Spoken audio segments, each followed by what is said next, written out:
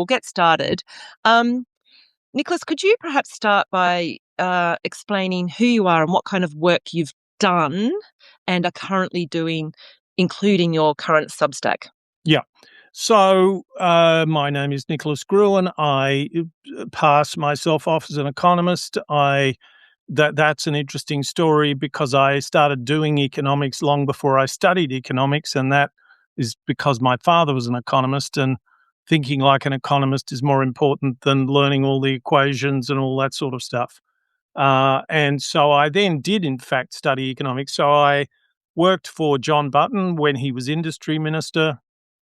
I found that economists treated their discipline more as a kind of badge of tribal identity rather than as a vehicle for helping them think.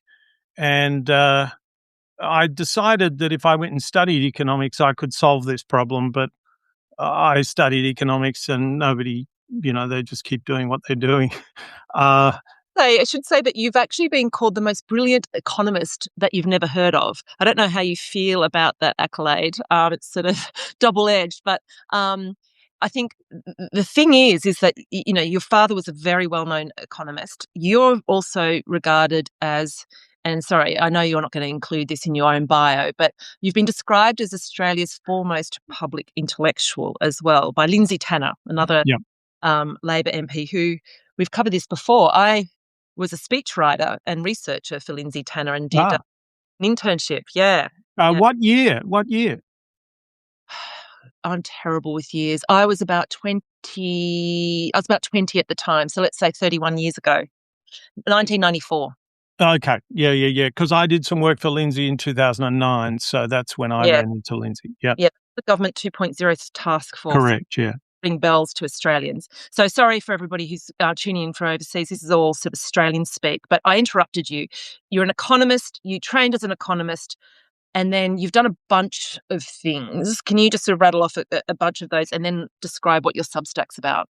So I run a company called Lateral Economics. I use the word lateral advisedly. It tries to look at economics in perfectly orthodox ways, but in ways that spend more time looking for ways through problems that people might not have thought about. I've since, like some other economists, got myself fascinated with the larger question of political economy. Economics began in political economy with moral philosophers like Adam Smith in the 18th century, and that's kind of roughly where I'm back to. So I'm thinking about the philosophy of how we run our society, not just our economy. And my Substack is a digest of things that I've found that week. Often I will introduce things with an introduction and some reflections on the piece. It's often, I don't put up stuff that I think is boring or abstruse, but it's sort of bracing and quite it's stuff to get your teeth into, I suppose. It isn't just the latest news event. What's that? It's not the latest news event. You don't. That's right. But I am preoccupied with what's going on in democratic Western politics, and how bad it's been getting, and why it's been getting as bad as that, and what we can do about it. That's really what occupies most of my day. Well, your Substack is extensive. It pretty much is the Substack of everything. You say that you're sort of putting it through an economic lens, but really you cover off art, you cover off popular. No, I don't. No, it isn't. I didn't say that I put it through an economic lens. I have an interest in economics, so there's economics in there. But no, I'm interested in my world and what's happening to it. You're interested in everything, from what I can gather, because I've been following. Yeah. Have a look, check it out, because you won't find, there'll be things every week that you won't like, but hopefully there'll be things every week that you think, oh, I wouldn't have seen that otherwise. It's very playful as well.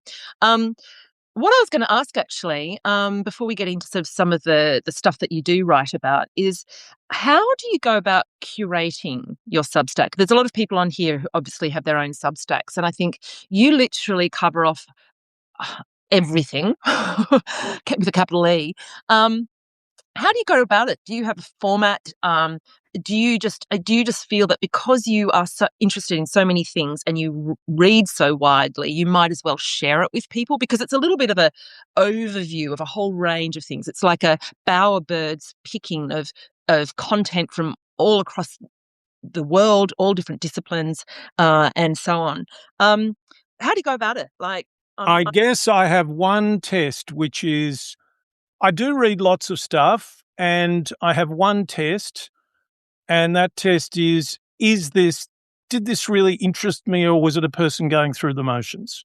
And an awful lot of stuff is people going through the motions, is people Mhm. just telling you roughly what they told you last week, but with some new spin. And so if I'm reading something that's like that, I quickly think, yes, I'll put that in my Substack. And usually what I do is I then, I've got into the habit of giving it to Claude AI I've and seen that. asking Claude to cut it down, to edit it down, not to summarize it, because I want the original voice to be there, to edit it down by at least a third or down to 600 words, whichever is less. And if it's a very long article, then I'll say with the 600 words, make it a tease. So give a person a bit of a flavor of it, and then they can go and check out the original thing. Yeah. So that's I can't give you. I mean, my kind of rough reasoning around that is that it's a sort of an IP thing. That if people have put stuff up, they don't want me just totally replicating it. But it is remarkable how many things you don't really need to go to the original after it's got that treatment. And in fact, it's one of the things I do now. If I can get a full text of a book, I will often ask Claude to summarize bits of it for me, and then I'll work out which of the bits of the book I really want to look at more in more detail. It's an incredible. It's really, when you think about it, a book is a one size fits all thing, and the scholar is very often preoccupied with convincing their colleagues. Yeah. You come along years later and you want to get stuff out of the book. You don't need most of that stuff. You Mm, need the argument. mm. So in a way, we're in a world in which we can get books written roughly for us, not just for everyone. Yeah. Okay. Somebody here, Robin's asked, you're not taking questions, but if you do later, they're wanting to know about Prime Minister Mark Carney, Canadian Prime Minister Mark Carney's visit. We can get to some questions in a bit, but if Yeah, we have to. Um, okay. Well, I'm glad you sort of covered that for me because I sort of look on in awe and at sort of how much content you put up there because you top and tail it with a bit of opinion. You'll give your I do. well, yeah, Yeah, I do. And you mentioned art, and I love beautiful things. The art is pretty middle of the road, really. It's usually beautiful colors. thank you. Uh, Van Gogh, Matisse, Impressionists, but also just stuff that Mm, appeals to me. The person who painted that turns up as Ned Morgan. That's his nom de plume on the Substack. So there's just lots of. It's a nice idea that it's a bit of a feast, and yeah, and I'm always meeting people who I might admire. One of them is Hugh White, the intelligence analyst, and yeah. he turns out to be a reader. You turned out to be a reader. You don't know this, and anyway, so that's terrific when that Good happens. insight into how you do things. Everybody has their approach and Mm, mm, how they go about it. Um, absolutely. okay, so look, it's a big topic, but it's one that you are particularly focused on because you actually do a video series that's tackling this massive issue. It's basically democracy and what's happening to democracy worldwide and how we can potentially save it because it is disintegrating Yeah, globally. Um, Can you just talk top line? Obviously, I'll point to your video series, which is called the Shared Centre. I'll put a link when I put this video in the Substack post later, so that people can go and check it out.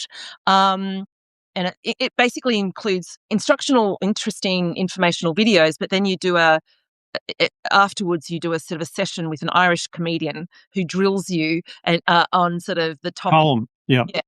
And so you go, which is a really, really interesting format. But what's happening with democracy? That's a two-pronged question. What's happening to democracy? Why is it happening now? What's your thesis for that? Second question is, because you might want to combine it into the one answer, where is Australia at in this picture? I think, we're seeing what's happening in the US, we're seeing what's happening in other nations around the world. And I think in Australia, we're kind of feeling, oh no, that won't happen here. My take is yes, it could. Tell me your take. So, how long do you have? Where do we start? Because I know go on about this. So I'm going to say give it between 5 and 8 minutes to give us an overview. So we can. Good. Mm-hmm. So I have an audacious thesis, and it's a very simple thesis, which is that, firstly, democracy is a three-legged stool. The three legs are direct democracy. In Athens, that was the assembly. In our democracy, it's the vote. Everyone gets a say. Then there are two ways to represent the people. One is we have elections and then we elect a representative. The winner of the election becomes our representative, whether we voted for them or not. And there's a third way. And the third way we're very familiar with because it happens in juries. And I call that representation by sampling.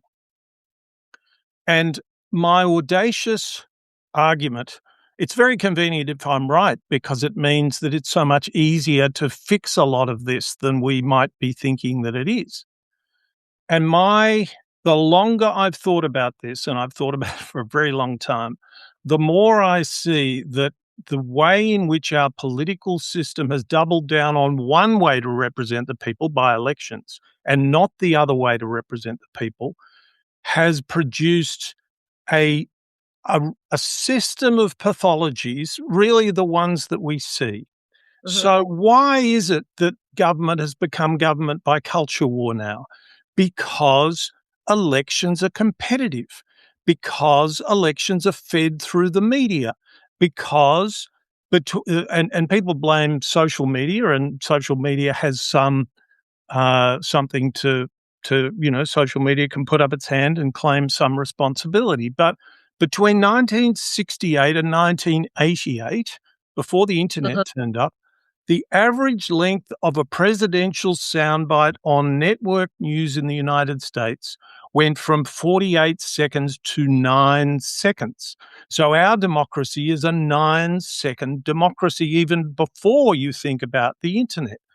And it's a competitive democracy. So if those are your constraints, how are you going to sell your wares? Well, you'll put on a culture war.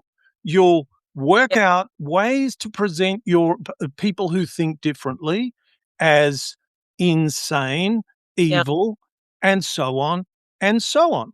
And so the more I think about this, the more I think we're like fighting our way out of Plato's cave, and it's a cave of our own making. It's not a physical cave, but just think of this, Sarah, where did the words left wing and right wing come from? From the French Revolution, where people met in a representative chamber, and that chamber was elected, and they had to run a competition, and so they arranged themselves into competitive groups. And it turns out that if the logic of representation by